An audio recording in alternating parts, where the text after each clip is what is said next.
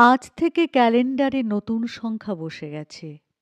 একদিন আগেও যে সংখ্যা ঠিক ছিল, আজ তা লিখলেই ভুল বলে ধরা পড়বে।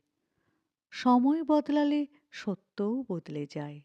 এটাই নিয়ম। জীবনেও তেমন কিছু মানুষ থাকে, যাদের বিশ্বাস একবার ভাঙলে তারিখের মতো আর ঠিক হয় না। আজ অনুশোচনা দেখায়, কাল আবার আগের জায়গাতেই ফিরে যায়। ভাঙার পর ক্ষমা চাওয়া সহজ, কিন্তু বদলে যাওয়া কঠিন। কিছু ভুল কেবল দুঃখ শেখায় না, সতর্কতাও শিখিয়ে যায়।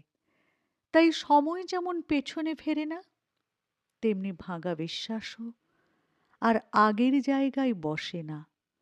নতুন দিনে পুরনো ভুল নতুন করে ঠিক বলে মানা যায় না।